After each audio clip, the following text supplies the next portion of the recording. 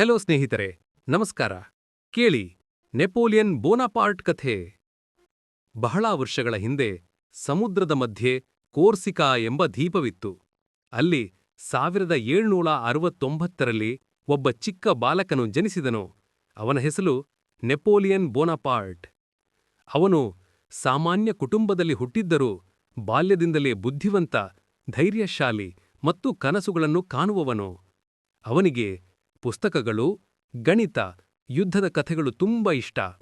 ಚಿಕ್ಕವನಾಗಿದ್ದರೂ ನಾನು ಒಮ್ಮೆ ದೊಡ್ಡ ಸಾಧನೆ ಮಾಡುತ್ತೇನೆ ಎಂದು ಅವನು ತನ್ನ ಮನಸ್ಸಿನಲ್ಲಿ ನಿರ್ಧರಿಸಿದ್ದ. ಅವನು ಫ್ರಾನ್ಸ್ಗೆ ಹೋಗಿ ಸೈನಿಕ ಶಾಲೆಯಲ್ಲಿ ಓದಿದನು. ಶೀಘ್ರದಲ್ಲೇ ಅವನು ಸೇನೆಯಲ್ಲಿ ಅಧಿಕಾರಿಯಾಗಿ ಹೆಸರು ಮಾಡಿದನು. ಅದೇ ಸಮಯದಲ್ಲಿ ಫ್ರೆಂಚ್ ಕ್ರಾಂತಿ ಶುರುವಾಯಿತು. ದೇಶದಲ್ಲಿ ಗೊಂದಲ, ಅಶಾಂತಿ.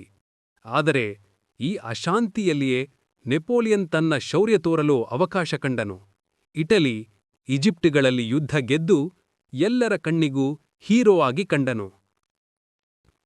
1799ರಲ್ಲಿ ಅವನು ಕೂ ಮೂಲಕ ಸರ್ಕಾರ ಹಿಡಿದನು.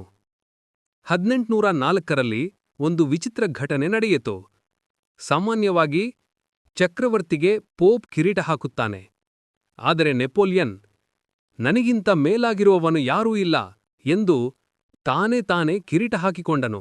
ಹೀಗೆ ಸಾಮಾನ್ಯ ದ್ವೀಪದ ಹುಡುಗನು ಫ್ರಾನ್ಸ್ನ ಚಕ್ರವರ್ತಿಯಾಯಿತನು.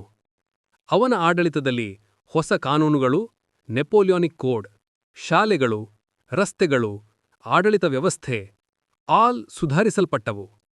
ಯುದ್ಧಗಳಲ್ಲಿ ಅವನು ಅಜೇಯನಂತೆ ತೋರುತ್ತಿದ್ದನು.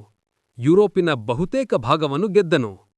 ಆದರೆ ಅವನ ಅತಿಯಾದ ಆತ್ಮವಿಶ್ವಾಸವೇ ಅವನಿಗೆ ಮುಳ್ಳಾಯಿತು. 1812ರಲ್ಲಿ ಅವನು ರಷ್ಯಾ ಮೇಲೆ ದಾಳಿ ಮಾಡಿದನು.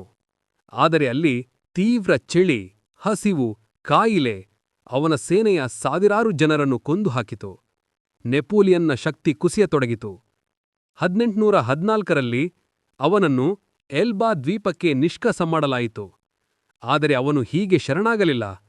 ಅಲ್ಲಿಂದ ತಪ್ಪಿಸಿಕೊಂಡು ಮತ್ತೆ ಫ್ರಾನ್ಸ್ಗೆ ಬಂದು 100 ದಿನಗಳ ಕಾಲ ಆಡಳಿತ ನಡೆಸಿದನು.